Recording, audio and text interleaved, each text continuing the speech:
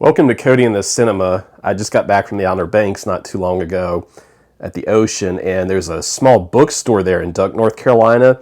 They had this copy of Martin Scorsese.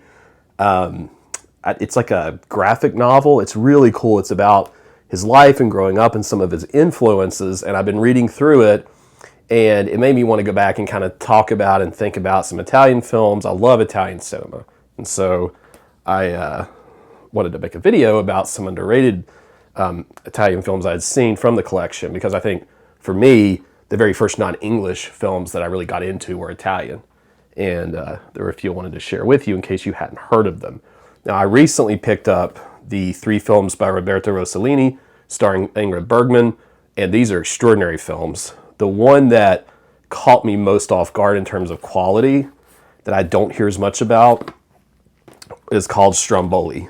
Okay, this is the first collaboration between Rossellini and Bergman, and it's about this woman who, after World War II, she marries a fisherman, an Italian fisherman, and he is a little bit more simplistic in every way than her.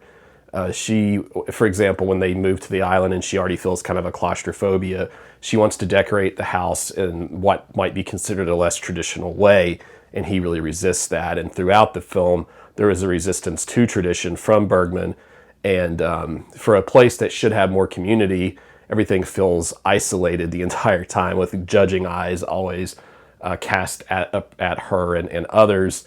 There are some terrific scenes of the fishing. They're very beautiful. They can be haunting images. It can feel religious in a way, and Bergman reacts strongly to that as well.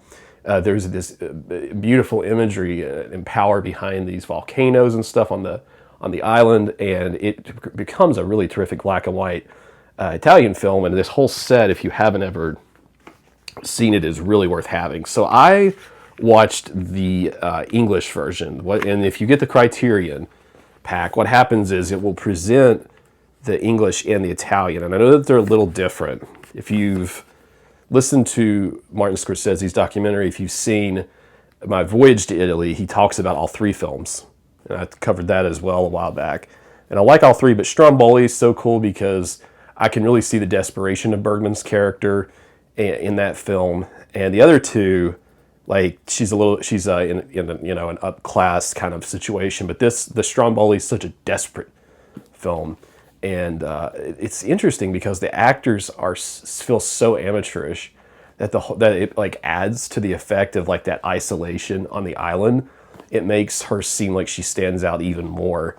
And whenever I was watching some of the extras, Bergman really wanted to work with him because she really liked his style, and so she was really drawn to working with him. And then they had Isabella Rossellini came along. I guess I'll have to rewatch Blue Velvet. I've been going through David Lynch lately, really enjoying that. But nonetheless, if you like Bergman, you got to check these out, especially Stromboli. Really like that film a lot. And my second recommendation is a film that I've talked about in a long time. Some people don't like it as much as I do. Some people think it's a little too long and quite frankly boring. I don't. I think it's a beautiful, terrific film. This is called The Tree of Wooden Clogs.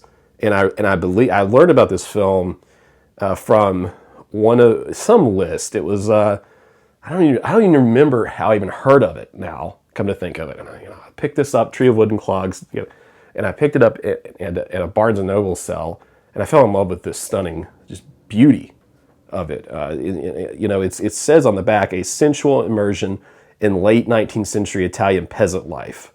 And it focuses on these families working for a landowner. It's very political in that way.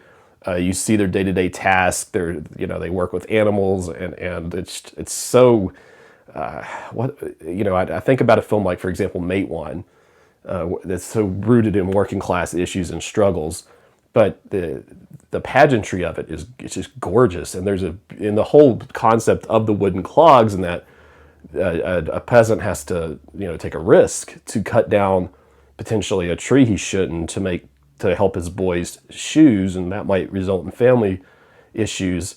It's one of those films that I remember feeling a little bit documentary, in the sense that it's covering the struggles of people from long ago. And I think in a time where wealth disparity continues to increase, you might like The Tree of Wooden Clogs quite a bit. It is on the longer side, and like I said, some people don't like it as well as I do, but it's such a beautiful film that I had to mention it. And along those lines, when we're talking about class and we're talking about struggling to pay bills and so forth, because Stromboli also gets into that, there's another film from this Fellini set, which I've seen a lot of this now. It's a real good set. One of the films that kind of gets, thrown by the wayside, in my opinion, is this 1962 Mama Roma film. It's called Mama Roma. It's interesting because she's like you want to call her like a prostitute, or her pimp is getting married, and so she's going to restart her life elsewhere, and there's this kind of like Last Supper looking scene. Some people might find it sort of sacrilegious. Of course, it's Pasolini. But she wants, but more for her son, I believe his name's Idri, he finds a local person, lady who he's sort of interested in, and Mama Roma's worried about that. She's worried about the working conditions that he might have to live through, and she wants a better future for him, and so there's a little bit of that involved. Well, speaking of working, sounds like there's some mowing going on outside. Makes me think of Tree of Wooden Clogs. Man, they're doing some hard work out there. It's hot. Sorry for the diversion there. Anyway, I was talking about Mama Roma and the son who ends up having some scrapes with the law, and that stuff's really convincing, very powerful images. And there is some like Christ-like imagery in there, and if you enjoy that sort of thing out of your Italian cinema, I think you'll like Mama Roma. I certainly mentioned Scorsese on purpose because I think these are the sorts of films that he would be drawn to. Man, I love this thing. Might make a video on this. I don't know. It's really cool.